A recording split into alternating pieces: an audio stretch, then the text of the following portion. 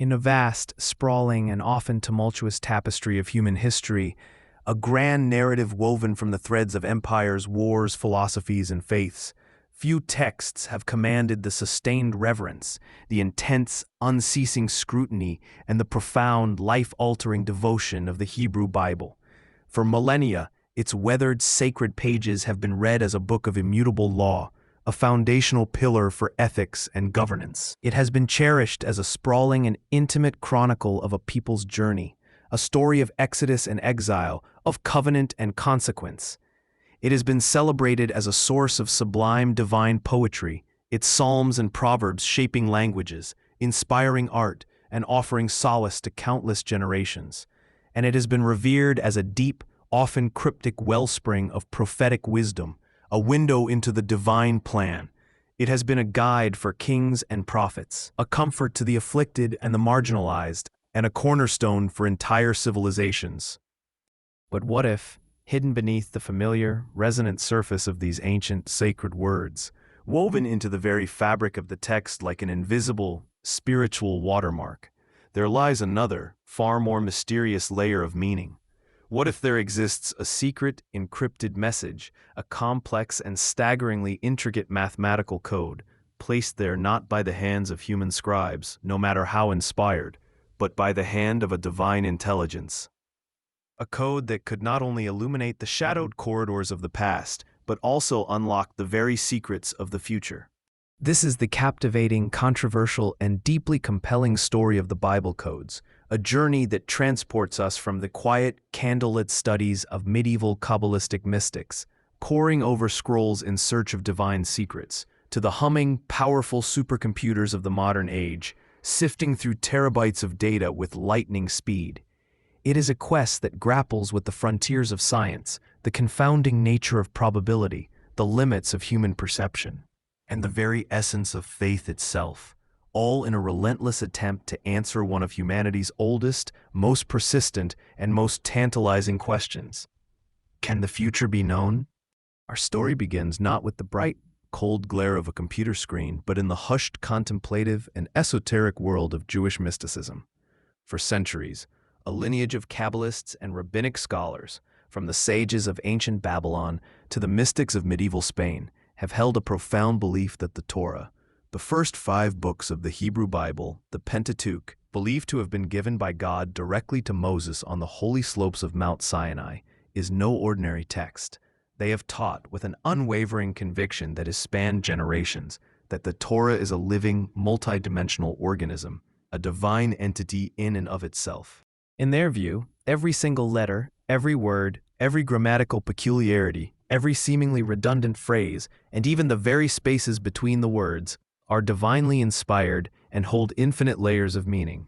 They saw the text not as a linear, two-dimensional narrative to be read from beginning to end, but as a hologram, a cosmic information matrix where every part contains the whole, where the entire story of creation and redemption is encoded in every verse, every word, every letter. To plumb these divine depths, to access these hidden layers of reality, they developed complex and esoteric methods of interpretation, a sacred hermeneutics. There was gematria, a form of spiritual numerology that assigns numerical values to the 22 letters of the Hebrew alphabet, allowing for the discovery of hidden equivalences and profound connections between different words and phrases. A word's numerical value could reveal a secret link to another, seemingly unrelated word, unveiling a deeper theological truth. There was notaricon, a method of creating sacred acronyms, which forms new words by using the first or last letters of a series of other words in a verse, revealing a hidden sentence within a sentence. And there was temera, a sophisticated system of anagrams and letter substitutions based on complex ciphers, like the at-bash cipher, all designed to reveal deeper, concealed truths. For these mystics, these were not mere word games or intellectual exercises. They were sacred tools, disciplined spiritual practices, profound attempts to connect with the mind of God by exploring the infinite, divine permutations of His holy text. They believed they were reverse engineering the language of creation itself. One of these ancient methods, known for centuries but considered particularly obscure, difficult, and laborious, involved skipping letters at regular, equidistant intervals. It was called dilagai otiot in Hebrew, which translates to equidistant letter sequencing, or ELS. A mystic, guided by intuition, tradition, and perhaps a spark of divine inspiration, might take the first letter of a verse, then skip forward a set number of letters, say 4, and take the fifth letter, then skip another 4 and take the ninth, and so on, painstakingly searching for a hidden word or phrase to emerge from the sequence. The 13th century Spanish rabbi, Baqia ben Asher, for example, famously claimed to have used a skip of 42 letters, corresponding to a mystical 42-letter name of God, to find a hidden reference to the month of Elul, the month of repentance, in the opening verses of Deuteronomy. For hundreds of years, this was an arduous, manual process, a spiritual discipline that yielded tantalizing, provocative, but ultimately limited results. The sheer mathematical complexity of searching an entire book of over 300,000 letters, with all its possible skip sequences, forward, backward, short and long, was far beyond the capability of any single human being or even a dedicated community of scribes. The code, if it truly existed on a grand, systematic scale, remained locked away, a divine secret waiting for a key of unimaginable power and speed. That key, forged not in the mystical fires of spiritual revelation, but in the cool, logical crucible of scientific and technological innovation, arrived in the latter half of the 20th century. It was not a rediscovered ancient text or a new spiritual insight, but the silent, efficient, and astonishingly powerful silicon heart of the modern computer. In the 1980s, an Israeli mathematician named Dr. Elyahu Rips, a world-renowned expert in a highly abstract and complex field of mathematics called geometric group theory, became captivated by this ancient mystical idea. Rips was a man of profound faith and a formidable, almost legendary intellect. As a young man in Latvia, he had been a former child prodigy who had attempted self-immolation in a protest against the Soviet invasion of Czechoslovakia and had subsequently been imprisoned in a psychiatric hospital before being rescued by the international mathematical community. He, along with his colleagues, physicist Doran Whitstone and computer scientist Yoav Rosenberg, began to ponder a revolutionary, paradigm-shifting question: what if the awesome, brute-force computational power of a modern computer could be unleashed on the ancient text of the Hebrew Bible? What if they could transcend the limitations of manual searching and explore the text for complex, hidden patterns, not just by skipping 4 or 5 letters, but by skipping hundreds, or even thousands, in every possible combination both forwards and backwards, through the entire biblical text? Their approach was, from the outset, meticulously scientific, designed to eliminate human bias and rely solely on the cold, hard calculus of statistical probability. They took the authoritative Hebrew text of the Book of Genesis, the Koran edition, which is considered by many scholars to be the most accurate representation of the original Masoretic text. They prepared it for analysis by stripping away all the spaces between the words and all punctuation, creating a single, unbroken, continuous string of 304,805 Hebrew letters. They then programmed their computer to perform a specific objective task, to search for pairs of conceptually related words using the ELS method. Their methodology was rigorous and ingeniously designed to test for a genuine signal against the pervasive, often deceptive, noise of random chance. They would search for a primary word, for example, hammer. The computer would find all instances of hammer, encoded at various skip intervals. Then, for each instance it found, it would search for a conceptually related word, like anvil, in the closest possible proximity within the two-dimensional matrix formed by wrapping the text into a grid. The core question was simple and statistical. Would these related words appear clustered together more often than could be explained by random chance alone? To determine this, they would run the exact same experiment hundreds of thousands of times on control texts, such as the Hebrew translation of Leo Tolstoy's War and Peace, scrambled into a similar-sized string of letters to establish a baseline for random probability. Their first major experiment, the one that would eventually shake both the scientific and religious worlds to their core, was a stunning and elegant test of this hypothesis. They compiled a list of 34 prominent and famous rabbis and sages from the annals of Jewish history. These were figures who had lived and died centuries, even millennia, after the book of Genesis was written. They fed their names, along with their exact dates of birth and death, into the computer. They then set the computer to search for the names of these rabbis encoded in the text of Genesis. The results, when they came back from the mainframe, were astonishing, far exceeding their most optimistic and faith-driven expectations. The computer found the names of these rabbis encoded at various skip intervals within the ancient text, but that was only the beginning of the revelation. Clustered with these names, in statistically improbable proximity, the computer also found their corresponding dates of birth or death. It was as if a future biographical dictionary, a who's who of Jewish history, had been secretly and intricately encrypted in the most ancient and sacred of texts.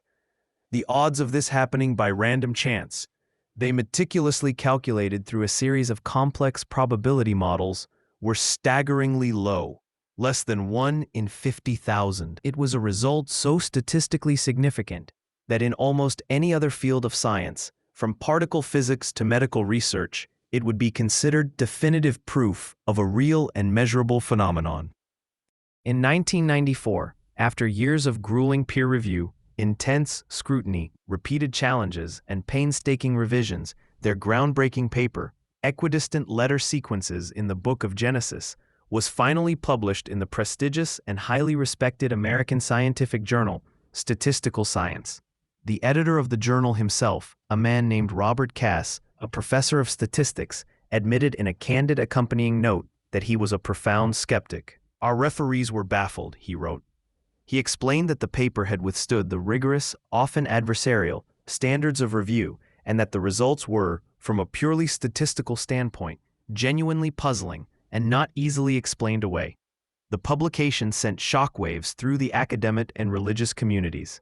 Had an ancient divine code, long whispered about by mystics in dimly lit rooms, finally been validated by the objective, dispassionate, and powerful methods of modern science? The story then exploded from the quiet, rarefied halls of academia into the bright, often sensational glare of the public consciousness, largely through the work of an American investigative journalist named Michael Drosnin.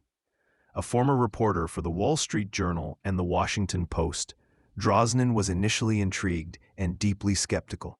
He traveled to Israel, met with Dr. Rips, and began his own investigations, using the sophisticated code-finding software himself. But Drosnin's focus was fundamentally different from that of the Israeli researchers. He was not primarily interested in confirming historical figures or validating past events. He was interested in the future. He began searching the biblical text not for rabbis, but for predictions of modern, world-changing events. The results he claimed to find were nothing short of breathtaking, forming the basis for his international, chart-topping, best-selling book, The Bible Code. His most dramatic, chilling, and persuasive claim was that he had found the assassination of Israeli Prime Minister Yitzhak Rabin encoded in the biblical text a full year before the tragic event took place. He claimed to have found the name Yitzhak Rabin, intersected by the chillingly precise phrase, "assassin that will assassinate." Terrified by the implications of his discovery, Drosnin flew to Israel and, through a series of contacts, managed to deliver a warning letter to a close friend of the prime minister, the poet Haim Guri, just weeks before the assassination. The warning, tragically, was either ignored, dismissed as fanaticism, or simply lost in the shuffle of high-stakes politics. On November 4, 1995, Yitzhak Rabin was assassinated by a right-wing extremist, and Michael Drosnin's story became a global phenomenon, a chilling tale of a prophecy found and a tragedy not averted. In his book, Drosnin laid out a series of other astonishing discoveries, a litany of modern headlines seemingly pulled from a 3,000-year-old scroll. He found World War and atomic holocaust encoded together with the Hebrew years corresponding to 2000 and 2006. He found Great Earthquake clustered with California and the year 2010. He found the spectacular, once-in-a-millennium collision of the comet Shoemaker-Levy 9 with the planet Jupiter, encoded with the exact date of impact. He found the election of Bill Clinton as president, the Oklahoma City bombing, the rise of Benjamin Netanyahu to power in Israel, and countless other modern events, all seemingly hidden in plain sight within the sacred text. The implication of Drosnin's work was staggering and profound, a direct challenge to the modern, secular worldview. If the Bible contained detailed, specific information about events that would not happen for millennia, events involving people, technologies, and nations that did not exist when the text was written, then it could not possibly be the work of human hands, no matter how inspired. It had to be the work of a being who existed outside of the linear flow of time, an intelligence who could see the beginning and the end of history simultaneously. The Bible, in this view, was not just a book.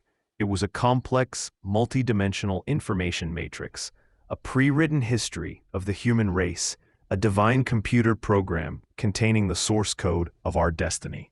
Drosnin's work, as could be expected, created a firestorm of controversy. The scientific and academic communities were, for the most part, deeply and vocally dismissive.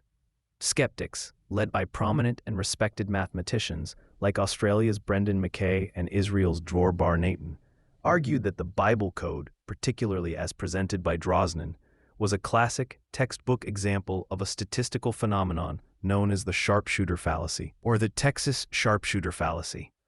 The analogy is vivid and persuasive. Imagine a person firing a machine gun at the side of a large barn. After emptying the magazine, they walk up to the barn, find the tightest cluster of bullet holes, and then draw a bullseye target around it, proudly proclaiming themselves to be a master marksman. The skeptics argued that this is precisely what the Bible code proponents, especially Drosnin, were doing. With a text as vast as the Torah, a language like Hebrew that lacks written vowels, making words shorter and therefore statistically more common, and the almost infinite number of possible skip sequences to test, it is statistically inevitable that you will find meaningful patterns if you look hard enough. They pointed out that Drosnin's methodology was far less rigorous and far more flexible than the original scientific paper. Drosnin was free to look for any word related to any other word in any proximity with a wide variety of spellings and definitions, giving him an enormous amount of flexibility to draw the target after the shots had been fired. To prove their point, these critics ran their own, often satirical experiments. They took the Hebrew translation of Leo Tolstoy's War and Peace, a secular text of comparable length to Genesis, and, using the same ELS method, found encoded messages about the assassination of Martin Luther King Jr. and other modern events. Most famously, Brendan Mackay and his colleagues at the Australian National University took the English text of Herman Melville's Moby Dick and, through a series of computer programs, found ELS codes that seemingly predicted the assassinations of Indira Gandhi, Leon Trotsky, John F. Kennedy, Princess Diana, and even, in a direct and pointed rebuttal to Drosnin's most famous claim, Yitzhak Rabin. Their point was sharp, clear, and for many, convincing. These codes were not a divine signature. They were a statistical artifact, a product of probability and the powerful and sometimes misleading tendency of the human brain to find patterns and meaning in random noise. They were, in essence, a grand form of intellectual pareidolia, the same psychological phenomenon that causes people to see faces in clouds, animals in rock formations, or the man in the moon. The original proponents of the code, particularly Dr. Rips, fired back with equal vigor. They argued that the Moby Dick experiment and others like it were methodologically flawed because they did not adhere to the rigorous, closest proximity methodology of their original peer-reviewed paper. They maintained that their initial experiment with the rabbi's names and dates, with its a priori list of names and dates, remained a statistical anomaly of the highest order that had never been successfully debunked on its own rigorous terms. The debate raged in academic journals, on the nascent internet, and in public forums. a fascinating and often heated clash between faith and skepticism, between ancient mysticism and modern statistics, between two fundamentally different ways of seeing the world and understanding the nature of evidence. But the story of the Bible codes transcends the confines of a mathematical or academic debate. It touches upon some of our deepest, most unsettling, and most enduring spiritual and philosophical questions. If the future is indeed encoded in an ancient text, what does that imply about the nature of human free will? Are we merely actors in a grand, pre-written cosmic play, our choices an illusion, our struggles and triumphs merely the playing out of a script already written?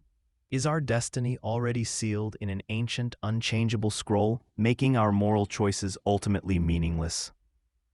Drosnin himself, the man who brought the code to the world's attention, wrestled mightily with this question, a question that lies at the very heart of the human condition. He did not come to believe in a deterministic, fatalistic universe. Instead, he proposed a different, more nuanced, and ultimately more hopeful interpretation. He came to believe that the code was not a book of immutable fate, but rather a sophisticated, divine warning system. It showed not what will happen, but what might happen if humanity continues on its current, often destructive course. He pointed to his discovery of Rabin's assassination as the prime example. The code, he argued, did indeed contain the name of the assassin intersecting with Yitzhak Rabin. But Drosnin also found another fainter code in the same area. The phrase, "he will not kill." This Drosnin believed was the key to understanding the code's true purpose. The code presents possibilities, probabilities, crucial forks in the road of time. It gives us the information, the stark and terrifying warning, so that we might use our God-given free will to choose a different path, to step back from the brink, to avert the disaster. The future, he concluded, is not fixed, but our choices can fix it.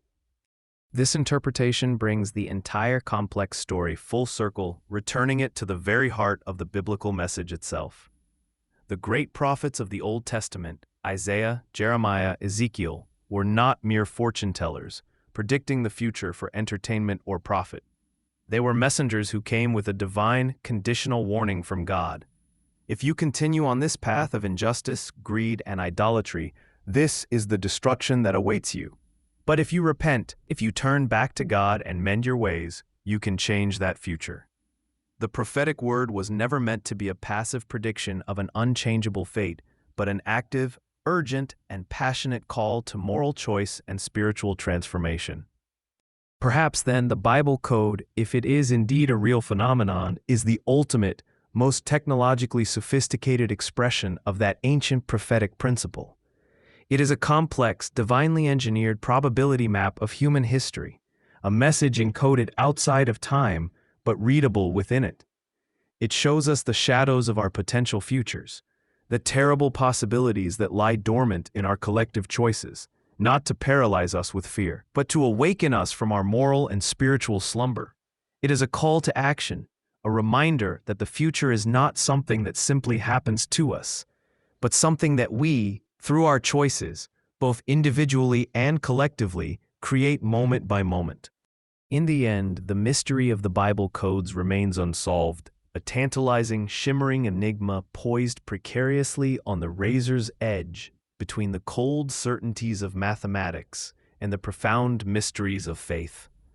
Is it a grand statistical illusion, a cosmic coincidence born of random data and our innate, powerful desire for meaning, or is it something more? Is it the faint, encrypted, and almost indecipherable signature of a divine intelligence, a message across time, a final, urgent warning whispered from the beginning of the world to its very end? Whether we choose to believe that the code is real or not, its story irrevocably changes the way we look at the Bible. It challenges us to shed our modern arrogance and consider the possibility that this ancient text is infinitely more complex, more layered, and more mysterious than we have ever imagined. It reminds us that we are all participants in a story far grander and more intricate than our daily lives would suggest, a story in which the past, the present, and the future are deeply, and perhaps even mathematically, intertwined. And ultimately, It leaves us standing before the most profound question of all, a question that echoes from the prophets of old to the code breakers of today, a question that every generation must answer for itself. If we were given a glimpse of the future, if we were shown the devastating potential consequences of our hatred, our greed, and our indifference, would we have the wisdom, the courage, and the collective faith to change it? The answer, like the code itself, may not be found in a computer or a statistical table, but hidden in the complex, often conflicted, but ultimately hopeful depths of the human heart.